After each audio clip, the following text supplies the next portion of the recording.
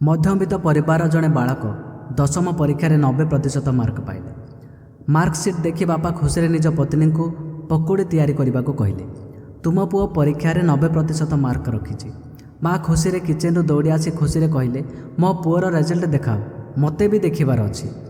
ଏହି ମଧ୍ୟରେ ପିଲାଟି ଫଟାକ୍ କରି କହିଲା, ବାପା ତାଙ୍କୁ ରେଜଲ୍ଟ କାହିଁକି ଦେଖାଉଛ? ସେ କ'ଣ ପଢ଼ିଲେ କି ଜାଣେ? ସେ ପରା ଅପାଠୁଆ। ଲୁହ ଆଖିରେ ମା ପକୁଡ଼ି ତିଆରି କରିବାକୁ ଚାଲିଗଲେ। ବାପା ଏସବୁ ଦେଖି କହିଲେ, ହଁ ପୁଅ, ତୁ ସମ୍ପୂର୍ଣ୍ଣ ଠିକ୍ କହିଛୁ। ଯେତେବେଳେ ଆମେ ବିବାହ କଲୁ ତୋ ମା 3 ମାସ ଭିତରେ ଗର୍ଭବତୀ ହେଲେ। ମୁଁ ଭାବିଲି ବିବାହ ପରେ ଆମେ କୌଣସି ସ୍ଥାନକୁ ବୁଲିବାକୁ ଯାଇନାହୁଁ, ଆମେ ପରସ୍ପରକୁ ମଧ୍ୟ ସଠିକ୍ ଭାବରେ ବୁଝିବି ନାହୁଁ। ଚାଲ ଏଥର ଗର୍ଭପାତ କରି ପରବର୍ତ୍ତୀ ସମୟରେ ସନ୍ତାନ ସନ୍ତତିର ସୁଯୋଗ ନେବା। କିନ୍ତୁ ତୋର ମା ଜିଦ୍ ଧରିଲେ। ବୁଲାବୁଲି ପରେ ହେବ ଏବଂ ନିଜ ମଧ୍ୟରେ ବୁଝାସୁଝା ମଧ୍ୟ ପରେ ପରେ ହୋଇପାରିବ। ତାପରେ ତୁ ଜନ୍ମ ନେଲୁ।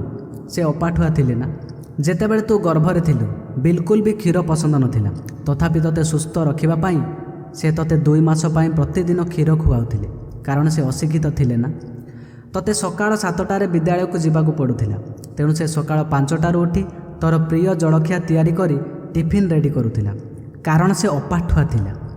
ଯେତେବେଳେ ତୁ ରାତିରେ ପଢ଼ୁ ପଢ଼ୁ ଶୋଇପଡ଼ୁଥିଲୁ ସେ ଆସି ତୋ ନୋଟବୁକ୍ ଏବଂ ବହି ବ୍ୟାଗ୍ରେ ଭର୍ତ୍ତି କରି ତୋତେ ଖଟ ଉପରେ ଶୁଆଇ ଦେଉଥିଲା। ତାପରେ ଯାଇ ସେ ଶୋଉଥିଲା ଏବଂ ସେ ରାତିରେ ବାରମ୍ବାର ଉଠି ତୋତେ ଘୋଡ଼ାଉଥିଲା, କାରଣ ସେ ଅପାଠୁଆ ଥିଲା।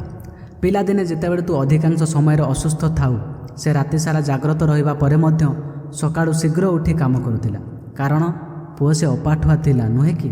ତୋ ପାଇଁ ବ୍ରାଣ୍ଡେଡ୍ ପୋଷାକ କରାଇବା ପାଇଁ ମୋତେ ରଖେଇ ଦିଏ ନାହିଁ ଏବଂ ସେ ବର୍ଷ ବର୍ଷ ଧରି ସେହି ସମାନ ଶାଢ଼ୀରେ ରହୁଥିଲା, କାରଣ ସେ ଅପାଠୁଆ ଥିଲା ନା।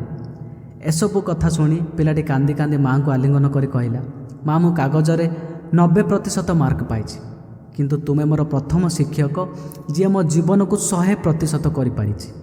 ମା, ମୁଁ ଏପର୍ଯ୍ୟନ୍ତ ଅଶିକ୍ଷିତ ଏବଂ ତୁମର ଉଚ୍ଚ ଡିଗ୍ରୀ ଅଛି, PhD ଡିଗ୍ରୀ ଅଛି, କାରଣ ଆଜି ମୁଁ ଡାକ୍ତର, ଶିକ୍ଷକ, ଓକିଲ, ଡ୍ରେସ୍ ଡିଜାଇନର ମୋ ମା ଭିତରେ ଲୁଚି ରହିଥିବାର ଦେଖିଲି। ମା, ମୋତେ କ୍ଷମା କର। ପୁଅ, ଯେଉଁମାନେ ତୁମ ଆଖିରେ ଶିକ୍ଷିତ ଲୋକ ସେମାନେ ସମସ୍ତେ ପ୍ରଥମେ ସେମାନଙ୍କର ସ୍ୱାର୍ଥ ଏବଂ ମତଲବ ଦେଖନ୍ତି, କିନ୍ତୁ ତୁମ ମା ଆଜି ପର୍ଯ୍ୟନ୍ତ କେବେ ଦେଖି ନାହାନ୍ତି, କାରଣ ସେ ଅପାଠୁଆ ନା।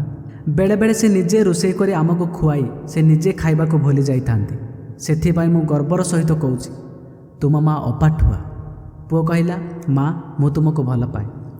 ଭାଇମାନେ, ମୋ ସୁନା ଭଉଣୀମାନେ, ଆମେମାନେ ସମସ୍ତେ ଶୁଣିଛନ୍ତି, ଜାଣିଛନ୍ତି ଆମ ମା କେତେ ମହାନ, ଆମ ପାଇଁ ସେ କେତେ କଷ୍ଟ ସହିଛି, ଆମ ପାଇଁ କେତେ କ'ଣ କରିଛି, ଯାହାକୁ ଆମେ 7 ଜନ୍ମ କ'ଣ କେବେ ବି ଶୁଝିପାରିବାନି। କିନ୍ତୁ ତାପରେ ବି ଅନେକ ସମୟରେ ସେହି ମାଆଙ୍କୁ ଆମେ ଧ୍ୟାନ ଦିଅନ୍ତି ନାହିଁ।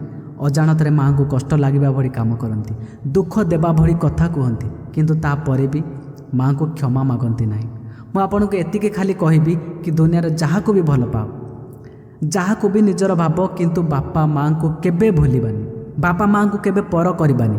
ଯଦି କିଏ ପଚାରେ ତୁମେ କାହାକୁ ଅଧିକ ଭଲ ପାଅ, ତ ମୁହଁର ଉତ୍ତରରେ ପ୍ରଥମେ ବାପା ଆଉ ମା ବାହାରିବା ଦରକାର।